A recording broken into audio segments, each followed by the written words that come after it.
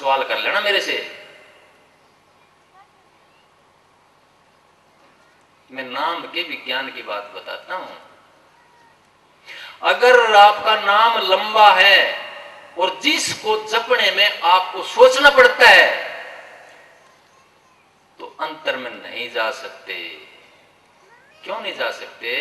कि नाम बिखरता है, अलग अलग जगह जो मन है याद करने में बिखरता है। अब कौन सा शब्द था, अब कौन सा शब्द था, अब कौन सी लाइन है, मन बिखरता है। जब तक बिखरता है तब तक आप एक बिंदु पे आए नहीं सकते, तब तक आप उस नूर में जा ही नहीं सकते। आप बिखरे हुए खिंड रहे हैं बार बार। आप, मैं कहता हूं अगर अंदर का प्रकाश आपके अंदर शुरू हो यार, आप स्मरण जारी रखिए उस नाम का, वो प्रकाश अगर खत्म नहीं हो जाए तो मेरे पास मेरे से बात कर लेना।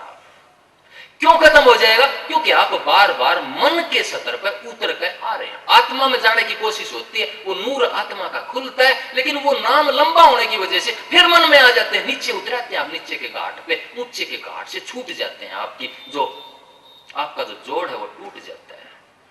इसलिए शास्त्रों में नाम को छोटा से छोटा बताया गया, जिसके जाप करने में, सुमरण करने में आपको दिमाग नहीं लगाना पड़ा है। संतों ने लंबे नाम इसलिए आपको दिए हैं कि आपका मन बिखरता है और उसमें उलझे रहो आप ध्यान में बैठ करके। लेकिन नूर में नहीं जाओगे, कोई गया हो तो मेरे पास मेरे से बात कर लेना। इसलिए छोटे से छोटा नाम दिया गया है शास्त्रों ने। हर चक्कर का एक नाम, किसी का यम है, किसी का हम है, किसी का रम है। इंद्री के चक्कर का जो सिद्धि करनी है तो वम होता है, बम बम जो करते हैं ना ये साधु, तो वम होता है। नाभि के चक्कर की सिद्धि करनी है विष्णु भगवान की और लक्ष्मी की, तो रम होता है मंत्र, रम रम राम राम जिसको आप बोलते हैं। हृदय को साधना है तो यम है मंत्र। यम महाराज मौत का देवता, कहते हैं कि हृदय जब रुक जाता है तो यम की भक्ति करनी पड़ती है, यम की सिद्धि करनी पड़ती है आपको अगर मौत को जीतना है तो। अगर शक्ति की साधना करती है तो कंठ चक्कर पे सांस के ऊपर हम या सोहम का ध्यान बताया जाता है। इन सब के ऊपर यहां ओम का ध्यान बताया जाता है, त्रिकुटी के ऊपर। उसके बाद रारंग सोहंग सतनाम, नानक साहब सतनाम का बोलते हैं। अलख अगम अनामी, तो राधा स्वामी ये चोटी का नाम है जो सारे शरीर की ऊर्जा को हिला देता है। तो नाम ऐसा होना चाहिए जिसको जाप करने में आपका मन काम नहीं करे, आपको याद करने की जरूरत नहीं पड़े। याद करने लगे हो तो मन के अंदर आ जाओगे आप, कभी भी आप नूर में नहीं जा सकते। मैं आपको विज्ञान की बात बताता हूं, मैं आपको सिद्धि की बात बताता हूं। अगर अंतर में नूर के दर्शन करने हैं आपको, अगर नाद को जगाना है आपको, तो नाम ऐसा होना चाहिए जो सांस के अंदर उतर जाए, आपको याद करने की जरूरत नहीं पड़े। श्वासम श्वास आप पीने लग जाओ आप, वो है नाम, नहीं तो मंत्र है। मंत्र से आप संसार में जो मन भटकता है उससे उल्टे तो हट जाएंगे, लेकिन अंतर में आकर के उस नूर में नहीं आ सकता है।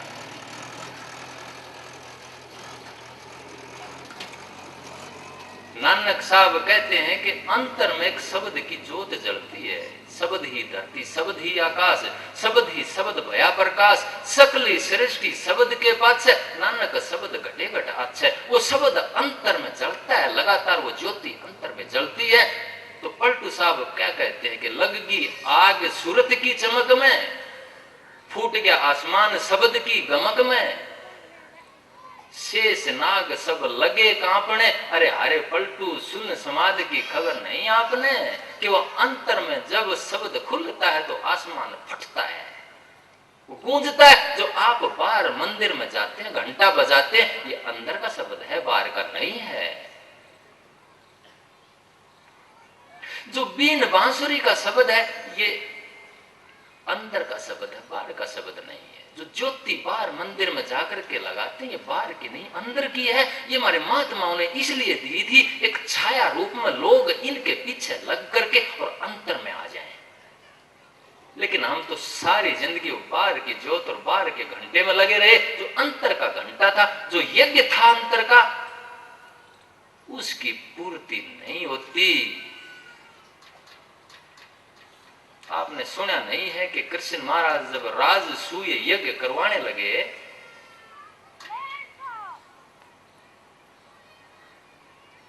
तो उसमें कृष्ण महाराज कहने लगे कि यज्ञ करना पड़ेगा, हत्याएं हुई हैं, पाप हुआ है, और उनसे मुक्ति पाने के लिए यज्ञ करना पड़ेगा। क्योंकि पांडव जब सोते थे तो उनको सपनों में किलकारियां सुनाई देती थी, अपने रिश्तेदारों की या जो हत्याएं की थी उनकी हाहाकार, उनकी किलकारियां, उनका रौंद्र वो सोने नहीं देता था, उनको पाप की याद दिलाता था। कृष्ण महाराज कहने लगे कि इसका एक ही इलाज है कि आप यज्ञ कीजिए, उस यज्ञ में घंटा बजता, अगर घंटा नहीं बजता तो उस यज्ञ की पूर्ति नहीं होती है। और वो घंटा कौन सा है? वो योग यज्ञ का घंटा है, वो अंतर में बजता है। तो उस यज्ञ में जो भंडारा दिया गया, भंडारे में आसपास सब जितने महात्मा थे या जो भी था प्रजा का, सबको बुलाया गया था। और उस यज्ञ में स्वयं कृष्ण महाराज ने पत्तल उठाने की सेवा ली थी।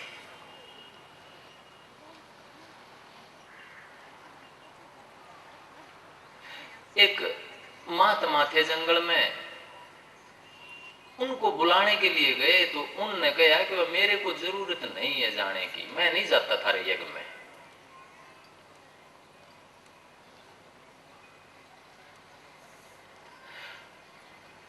बाकी सब आगे घंटा नहीं बजता है। तो कृष्ण महाराज के पास जाते हैं, घंटा नहीं बजा। वो कहते हैं कोई योगी, कोई महात्मा, कोई संत गति का महात्मा नहीं आया जो यहां आकर के आपका अन्न जल ग्रहण करे, भोजन करे, तब जाके घंटा बजेगा। देखो कौन है महात्मा। तो बताया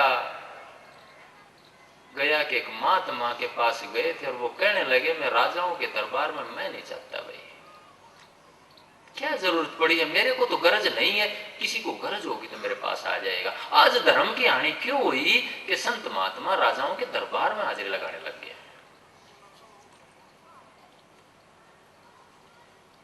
एक गाल मेल शुरू हो गई।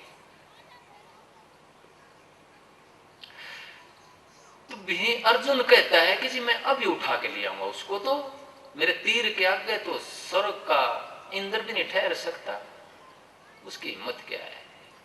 कृष्ण महाराज कहने लगे नहीं भाई, ये खेल नहीं है संतों के पास जाने का। भीम कहता है कि महाराज मैं बड़ा बली हूं, बड़ा ताकतवर हूं, मैं अभी उठा के ले आता हूं उसको। कृष्ण महाराज कहने लगे गलती मत कर जाना, बर्बाद हो जाओगे।